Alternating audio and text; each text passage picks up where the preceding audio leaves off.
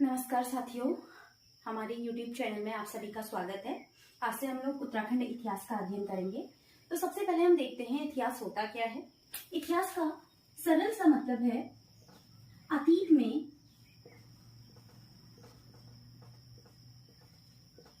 जो भी घटनाएं घटित हुई हैं, अतीत में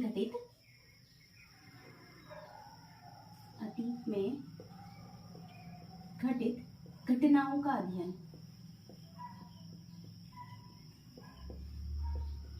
घटनाओं का अध्ययन जैसे कि कालक्रम का अध्ययन हम कह सकते हैं।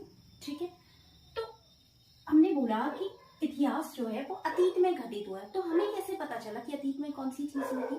तो उसके लिए बहुत सारी खोजें होती है, बहुत सारे साक्ष्य हमें मिले। उसी साक्ष्य के आधार पर हमने कहा हाँ ये चीज एग्जिस्टेंस में थी। तो सबसे पहले अगर हम बात करते हैं इतिहास की, तो इतिहास को अध्ययन की दृष्टि से सरल करने के लिए हमने 3 पार्ट्स में डिवाइड किया हुआ है। तो सबसे पहला आपका आता है प्राक ऐतिहासिक काल,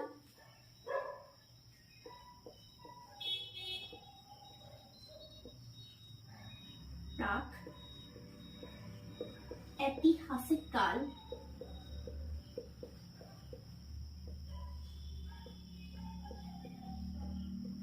दूसरा हमारे पास आता है आद ऐतिहासिक काल,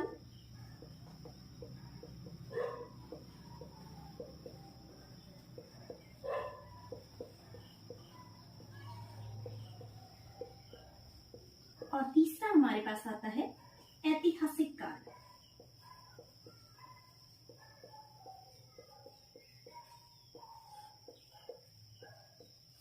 अब हमने कहा भाई हमने इतिहास को 3 पार्ट्स में डिवाइड किया, ये किस बेसिस पे हमने इसका डिवीजन किया हुआ है? ठीक है, तो सबसे पहला हमारे पास प्राक ऐतिहासिक काल का मतलब होता है जिस टाइम पे, ये वो टाइम पीरियड है जिस टाइम पीरियड पे हमारे पास कोई भी लिखित साक्ष्य हमारे पास अवेलेबल नहीं है। ठीक है, तो हमारे पास कोई भी रिटन एविडेंस नहीं है।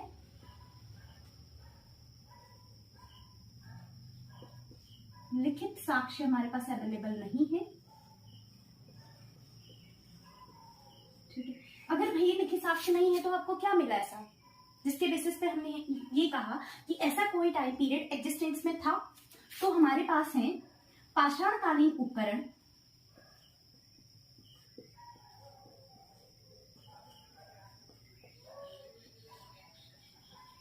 ये नहीं है। ठीक है, उपकरण। और दूसरा हमारे पास कुछ क्या मिले? शैल चित्र।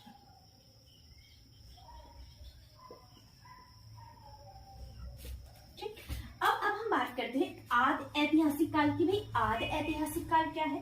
तो आद ऐतिहासिक काल वो काल है जिस टाइम पे हमें लिखित प्रमाण तो मिले, रिटन एविडेंस तो हमें मिले, प्रमाण या साक्ष्य कुछ भी बोल सकते हैं, साक्ष्य हमारे पास है, लेकिन उनको पढ़ा नहीं जा सका। ठीक है, राइट। देन नेक्स्ट आपके पास ऐतिहासिक काल आता है। तो ऐतिहासिक काल में हमारे पास रिटन एविडेंस भी है, लिखित साक्ष्य भी हमारे पास अवेलेबल है, और इनको क्या हुआ है? पढ़ा भी जा सकता है। ठीक है, इतनी बात समझ में आ गई। अब हम आगे बढ़ते हैं। इतिहास को हमने फिर से 3 पार्ट्स में डिवाइड किया हुआ है। ठीक है, वो यहीं पे देख लेते हैं क्या क्या है। हम बोलते हैं एक है हमारे पास प्राचीन काल, प्राचीन कालीन इतिहास भी हम बोलते हैं, प्राचीन काल की हम इसमें बात करते हैं। फिर नेक्स्ट हमारे पास है मध्यकाल, यानी कि हम बोलते हैं मध्यकालीन इतिहास, प्राचीन काल या प्राचीन कालीन इतिहास, मध्यकालीन इतिहास। और थर्ड हमारे पास आता है आधुनिक इतिहास। क्लियर? तो हम देखते हैं कि इसके अंदर हमें क्या क्या चीजें पढ़नी है। ठीक है, क्या हमें प्राक ऐतिहासिक काल के अंदर पढ़ना है, क्या हमें आद ऐतिहासिक काल के अंदर पढ़ना है, और क्या हमें आधुनिक काल के अंदर पढ़ना है। तो सबसे पहले अगर हम बात करते हैं प्राक ऐतिहासिक काल की, तो वही हम पाषाण काल, सबसे पहले हम पढ़ेंगे पाषाण काल।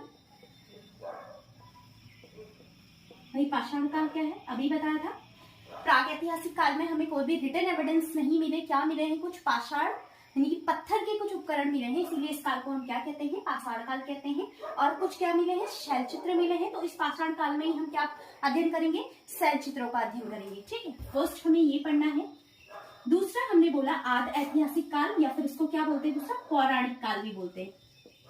भाई पौराणिक काल क्यों बोलते हैं, क्योंकि उस काल के बारे में हमें जानकारी कहाँ से मिलती है, पुराणों से मिलती है, या डिफरेंट जो भी हमारे धर्म ग्रंथ है उन सब से हमें उस काल के बारे में जानकारी मिलती है। किस काल के बारे में, आदि ऐतिहासिक काल के बारे में, इसीलिए हम इसको क्या कहते हैं, पौराणिक काल कहते हैं। ठीक है, थर्ड हमें पढ़ना है फिर कुड़िंद वंश,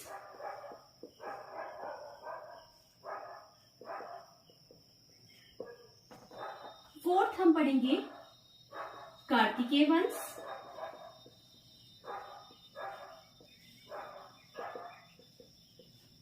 फिर इसी में आगे हम पढ़ेंगे कत्यूरी वंश,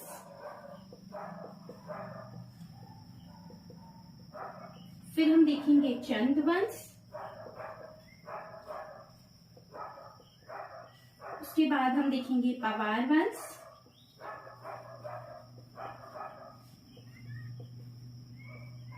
ये सारा मध्यकाल के अंदर आ गया। उसके बाद हम देखेंगे गोरखा, गोरखा काल में क्या स्थिति थी उत्तराखंड की, कैसे कैसे यहाँ पे गोरखा है। फिर हम देखेंगे ब्रिटिश, ब्रिटिश कालीन उत्तराखंड क्या था। और उसके बाद हम देखेंगे क्या, पृथक राज्य आंदोलन,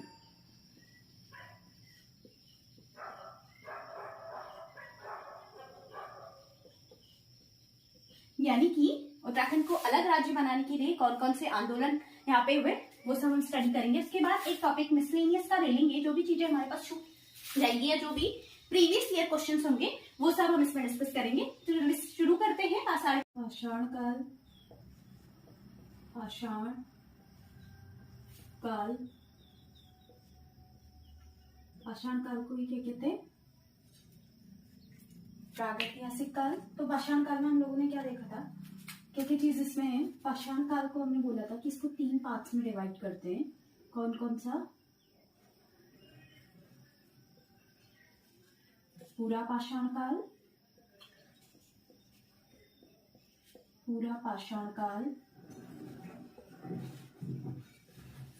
मध्य पाषाण काल, मध्य पाषाण काल, और तीसरा हमारे पास आता है नव पाषाण काल, नव पाषाण काल। पाषाण काल क्या है, यानी कि यहाँ पे हमें क्या मिले हैं, पाषाण उपकरण मिले हैं, और उन्हीं के बनावट के आधार पर हमने इसको 3 पार्ट्स में डिवाइड कर दिया है। एक है पूरा पाषाण काल, फिर मध्य पाषाण काल, फिर नव पाषाण काल। इस जो पूरा पाषाण काल है इसको भी 3 पार्ट्स में डिवाइड किया हुआ है। हम बात कर रहे हैं पूरा पाषाण काल की, पूरा पाषाण काल। तो पूरा पाषाण काल में क्या था ना, जो आदि मानव था वो क्या था, बिल्कुल यायावर स्थिति में था, यानी कि वो घुमक्कड़ था और सिर्फ क्या करता था, शिकार करके अपना भोजन ग्रहण करता था। ठीक है, तो इसको भी हमने क्या किया है, 3 पार्ट्स में डिवाइड किया हुआ है।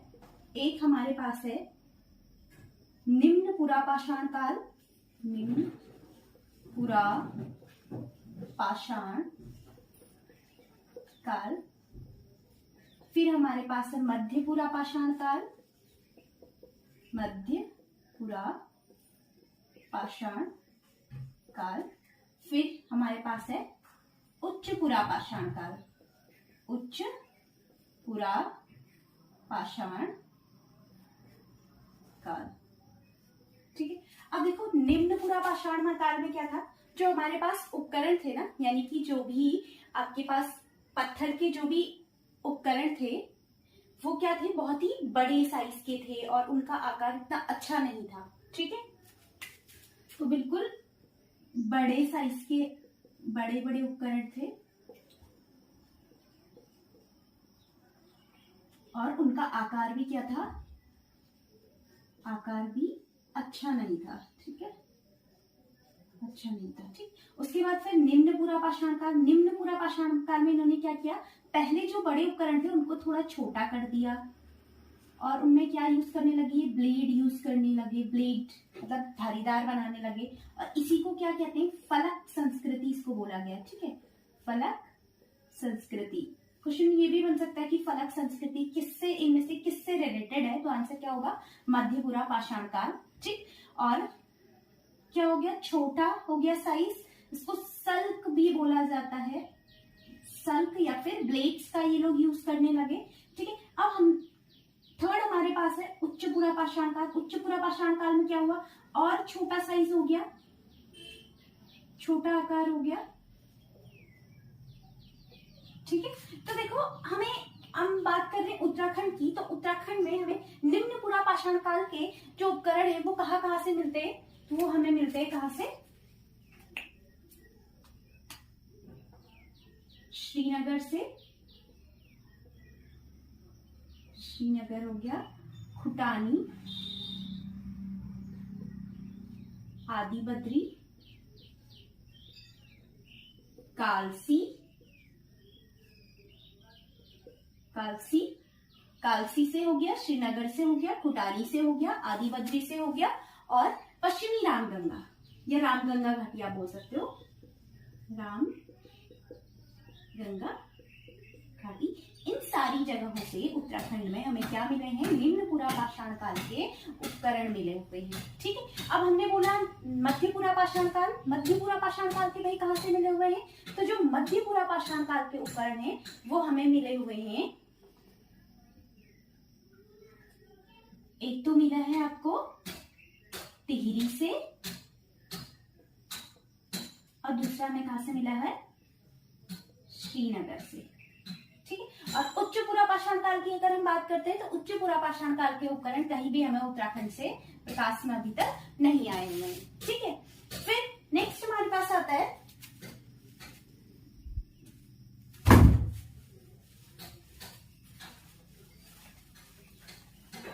मध्य पाषाण काल।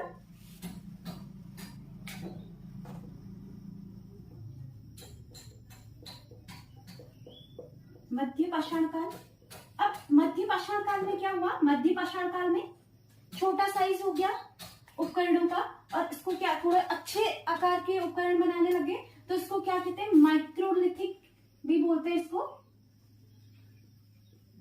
माइक्रोलिथ भी इसको बोला जाता है। ठीक है, फिर नेक्स्ट यहाँ पे क्या था, वो एक घुमक्कड़ स्थिति में था, घूमते रहता था। ठीक है, तो यहाँ पे इन्होंने क्या कर लिया, पशुपालन स्टार्ट कर लिया,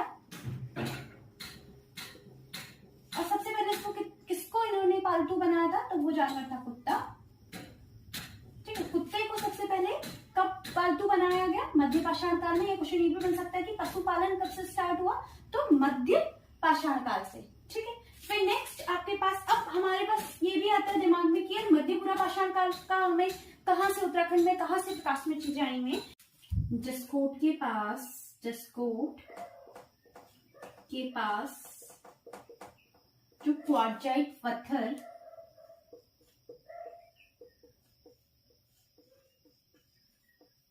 की रोड़ी का ढेर मिला है,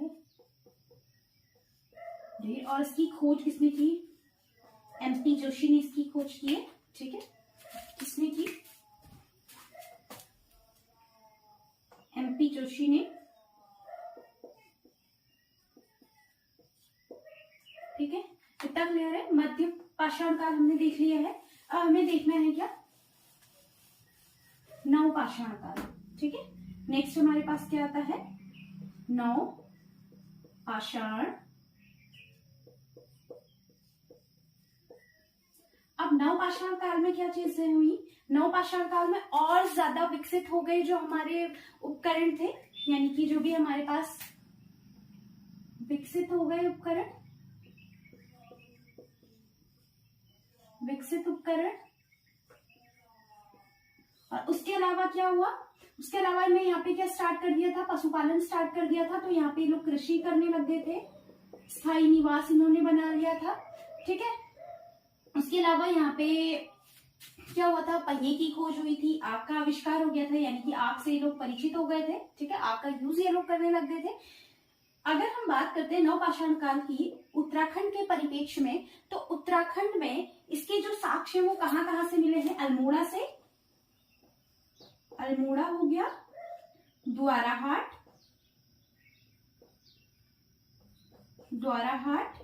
बगवाली पोखर,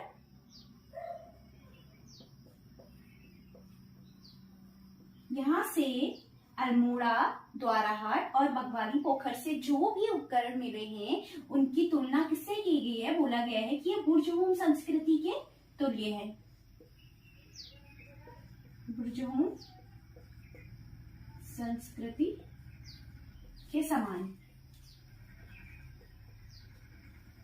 यानी कि नवपाषाण काल में जो भी उपकरण हमारे अल्मोड़ा, द्वाराहाट और बगवाली पोखर से मिले हैं उनको किसके जैसा बताया है? बुर्जहूम संस्कृति के समान बताया है। ठीक है, ये हमारा हो गया पूरा का पूरा पाषाण काल। अब हम देखते हैं पाषाणकालीन जो भी शैल चित्र थे वो कहाँ कहाँ से मिले हैं। ठीक है, नेक्स्ट हेडिंग हमारे पास होगी पाषाणकालीन शैल चित्र। पाषाण कालीन शैल चित्र।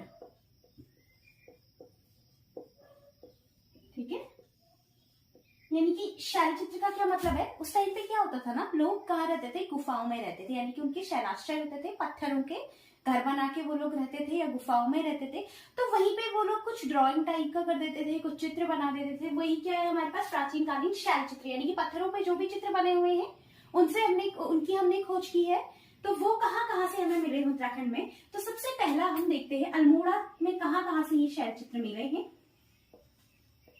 अल्मोड़ा में, तो अल्मोड़ा में जो पहला स्थान है वो है आपका लाखू उडियार। लाखू उडियार।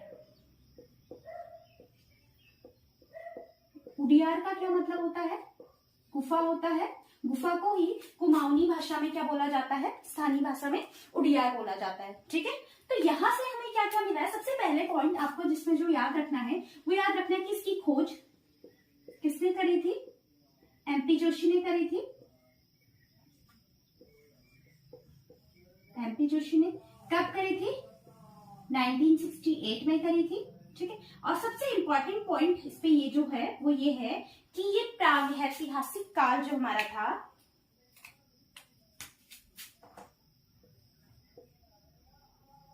प्रागैतिहासिक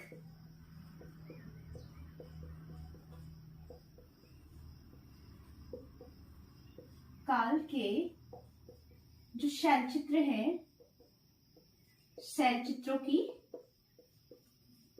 प्रथम खोज इसको बोला गया है। ठीक है, क्या बोला गया इसको? लाखू उडियार को क्या बोला गया है? प्रागैतिहासिक काल के शैल चित्रों की प्रथम खोज इसको बोला गया है। उसके अलावा ये कहां पर स्थित है? ये है अल्मोड़ा में, सुयाल नदी के तट पर। कहां पर? सुयाल नदी के तट पर। अगला पॉइंट इसमें क्या याद रखना है? सुयाल नदी के तट पे है और इसकी जो आकृति है वो कैसी है? नागफनी के आकार की। नागफनी के आकार की, नागफनी के आकार की ये है। और कहां पे है? दलबेंड में। ठीक है, उसके अलावा इसमें क्या चीज हम बोल रहे हैं ना कि ये चित्र कैसे चित्र है इसमें? ठीक है, तो इसमें मानव को नृत्य करते हुए दिखाया गया है।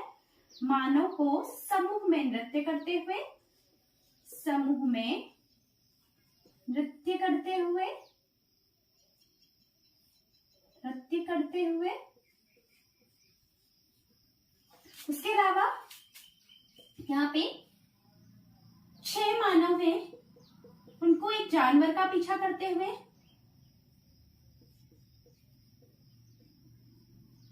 जानवर का पीछा करते हुए।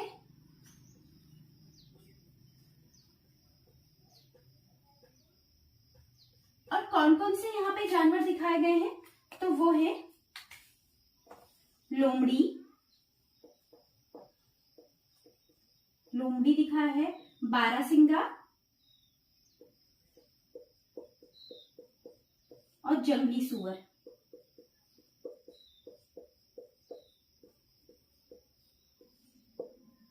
ठीक, क्लियर है? तो नेक्स्ट अल्मोड़ा में जो दूसरा स्थान है वो है फलसीमा।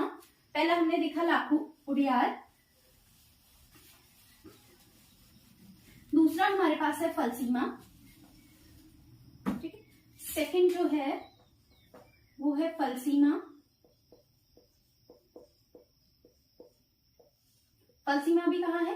अल्मोड़ा में ही है, ठीक है। तो यहाँ से हमें क्या मिला है, यहाँ पे हमें दो गुफाएं हैं, दो शैलाश्रय हमें मिले हैं, और उनमें से एक में तो कोई चित्र नहीं है, एक में क्या है, एक में है योग मुद्रा में मानव,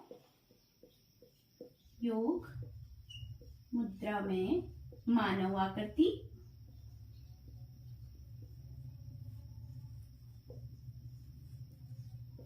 और एक नृत्य करते हुए मानव की आकृति भी यहां से मिली है।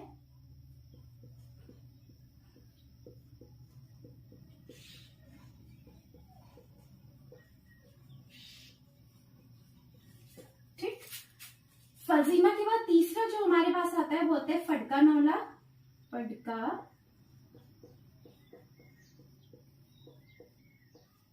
नौला, ठीक है। फड़का नौला, फड़का नौला जो है वो किसने खोजा? यशोधर मटपाल ने।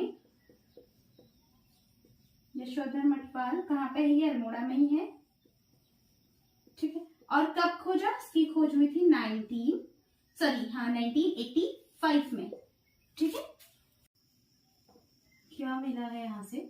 यहाँ से हमें मिली है 3 गुफाएं, जिसमें से जो पहली गुफा है ना उसमें 40 मानव आकृतियां मिली हैं जो कि नृत्यकों की टोलियों के रूप में है। दूसरी जो गुफा है उसमें 10 हस्तबंध नृत्यकों की आकृतियां मिली हैं, और जो तीसरी वाली गुफा है उसमें क्या मिला है हमको? उसमें लाल रंग से लिखी हुई शंखलिपि मिली है, ठीक है। तो पहली जो गुफा है उससे हमें क्या मिला है? पहली गुफा में मिला हमें 40 मानव आकृति जो कि जिसमें क्या है, ये भी नर्तक ही है, ठीक है, नर्तकों की ही आकृति है। दूसरी वाली जो गुफा है उससे 10 हस्तबंध नर्तकों की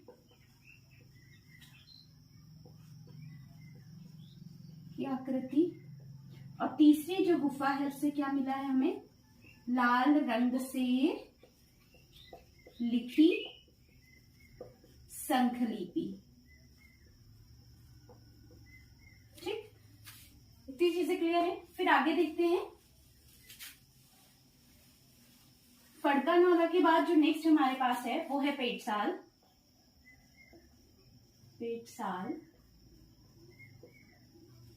पेटसाल ये स्थान भी कहाँ है? अल्मोड़ा में ही है, ठीक है। इसकी खोज किसने की थी? इसकी खोज भी इन्होंने ही की है, यशोधर मटपाल जी ने। कब करी थी? 1989 में करी थी, ठीक है। और यहां से हमें क्या मिला है? यहां से हमें मिला है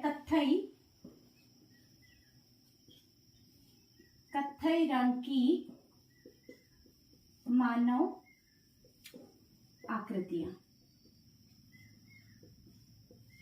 ठीक है। इतना क्लियर है। फिर नेक्स्ट जो हमारे पास प्लेस है वो है हटवाल घोड़ा।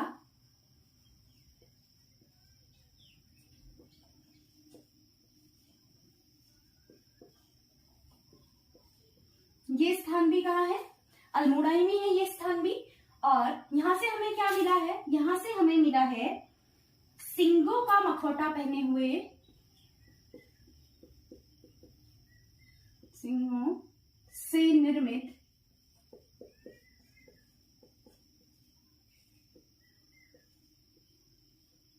मुखौटा पहने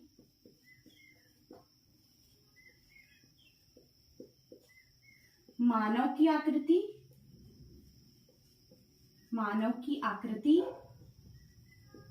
ठीक है। दूसरा हमें मिला है एक वृषभ की आकृति, और तीसरा हमें मिला है कपमाग की आकृति, ठीक। अब ये कपमाग क्या होता है? कपमाग कुछ नहीं है, ये पत्थरों से निर्मित एक ओखलीनुमा संरचना है, या फिर हम बोल सकते हैं एक कप की जैसी संरचना है। ठीक है, तो यहां से हमें सिर्फ क्या मिली है, उसकी आकृति मिली है। ठीक है, इतना क्लियर है। आगे देखते हैं। नेक्स्ट जो प्लेस है हमारे पास वो है लुएथाप। लुएथाप, और ये लुएथाप भी कहाँ है, ये भी अल्मोड़ा में ही है। ठीक है, अब यहां से हमें क्या मिला है, यहां से हमें मिला है हाथों में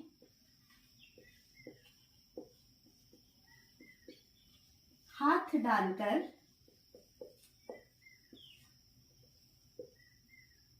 नृत्य करते हुए लोग, करते मानव आकृति। और दूसरा हमको यहां से क्या मिला है, और दूसरा मानव को शिकार करते हुए। ठीक है, लुएथाप इंपॉर्टेंट है। दो चीजें हमें यहां से मिली हैं। क्या क्या मिले हैं, एक तो हाथों में हाथ डालकर नृत्य करते हुए लोगों को दिखाया गया है, और दूसरा क्या दिखाया गया है, मानव को शिकार करते हुए दिखाया गया है। और देखो यहाँ पे जो कलर है ना, वो कैसा कलर है, लाल, क्योंकि लुए का मतलब क्या होता है, खून। ठीक है, तो यहाँ पर जो चित्रों में जो रंग यूज किया हुआ है वो लाल रंग यूज किया हुआ है। ठीक है, ये एक बात ध्यान रखनी है। नेक्स्ट, लुएथाप के बाद हमारे पास है कसार देवी। इंपॉर्टेंट है, पूछ सकता है कसार देवी भी। नेक्स्ट, कसार देवी। ठीक है, कसार देवी से हमें क्या क्या मिला है, 14 नर्तकों का सुंदर चित्रण यहां से मिला है।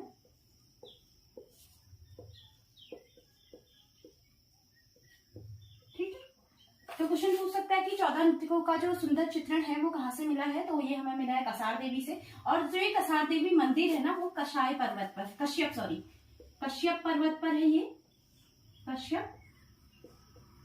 पर्वत पर है। और जो प्लेस है वो है कालामाटी। ये भी कहाँ है, अल्मोड़ा में ही है। और यहाँ पे भी क्या मिला है, वही मानवों के चित्र भी यहाँ पर मिले हैं। ठीक है, नेक्स्ट हमारे पास है मल्लापेनिवली।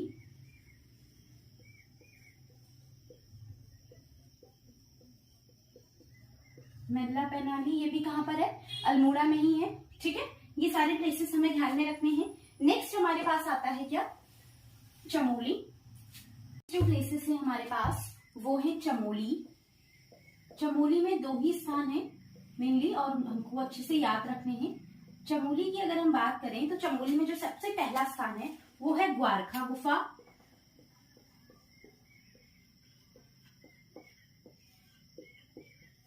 ग्वारखा गुफा। ठीक है, कहा जाता है कि जब गोरखास थे तो वहां पर इन्होंने बहुत सारा लूटपाट करके धन जमा किया हुआ था उस गुफा में, इसीलिए इसको क्या बोलते हैं, गोरखा गुफा बोलते हैं। ठीक है, इसको जो प्रकाश में लाने का जो श्रेय है वो किसको जाता है, वो जाता है राकेश भट्ट जी को। राकेश भट्ट। और ये स्थित है अलकनंदा नदी के तट पे।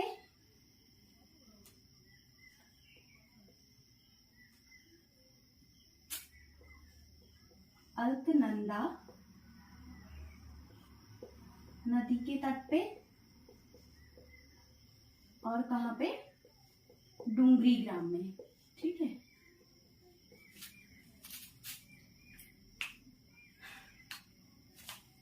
नेक्स्ट जो है यहां पर क्या है कि पीले रंग की धारीदार चट्टानें हैं।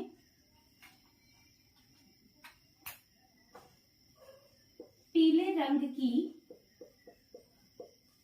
धारीदार चट्टानों में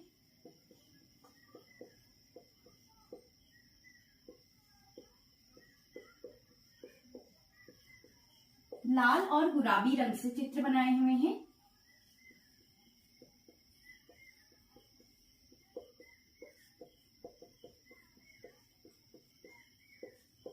उपयोग किया हुआ है, और यहाँ पे दिखाए हुए हैं। और इन चित्रों का जो मुख्य विषय है ना, वो है जानवरों को हाका देके भगाना। ठीक है, जिनका मुख्य विषय है जानवरों को हाका देकर भगाना।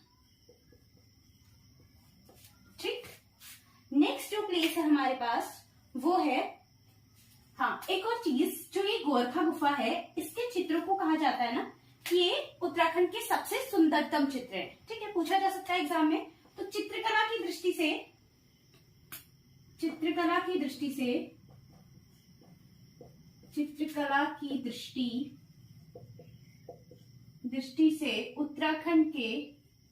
उत्तराखंड के सुंदरतम चित्र यहाँ पर हैं।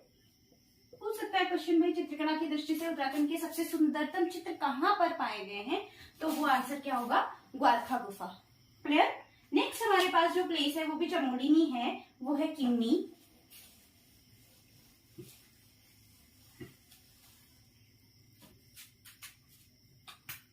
ठीक है, सेकेंड जो प्लेस है वो है किन्नी।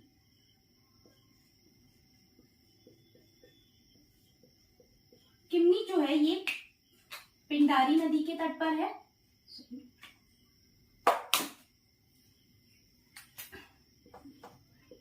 पिंडारी नदी के तट पर, और कहां पर है ये? थराली में। ठीक है, यहाँ पे जो चित्र है ना उनमें सफेद रंग का प्रयोग किया हुआ है, सफेद रंग का। और क्या दिखाया गया है यहाँ पर? यहाँ पे जो है हथियारों के चित्र हैं।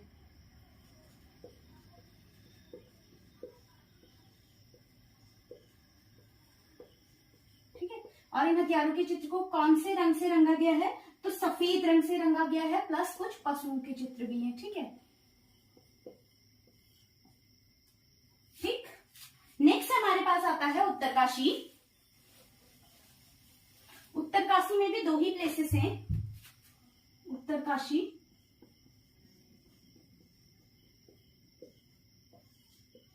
यहां से भी कई बार क्वेश्चन बनता है। एक प्लेस है हमारे पास हुडली। पूछता है क्वेश्चन में कई बार कि नीले रंग के चित्रों का प्रयोग, नीले रंग का प्रयोग कहाँ के चित्रों के लिए किया गया है? तो आंसर क्या है? हुडली। तो यहाँ पर क्या हुआ है? नीले रंग का प्रयोग हुआ है चित्रों में, नीले रंग का प्रयोग हुआ है चित्रों के लिए। दूसरा यहाँ पर क्या मिला है? यहाँ पर शंखलिपि भी मिली है। ठीक है, शंखलिपि के कुछ साक्ष्य भी मिले हैं। ठीक है, और दूसरा जो प्लेस है वो है हमारे पास थडुंगा। और थडुंगा में कैसे कलर का उपयोग हुआ है? तो यहाँ पर हुआ है काले रंग का। ठीक है,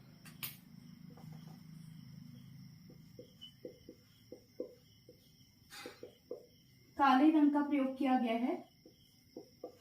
किसमें? चित्रों के लिए। कुछ चिन्ह यहाँ पे मिले हैं, उनमें काले रंग का प्रयोग हुआ है। तो ये था हमारा पाषाणकालीन जो शैल चित्र थे, वो खत्म होते हैं। आज की क्लास यहीं तक। अब मिलेंगे नेक्स्ट वीडियो में।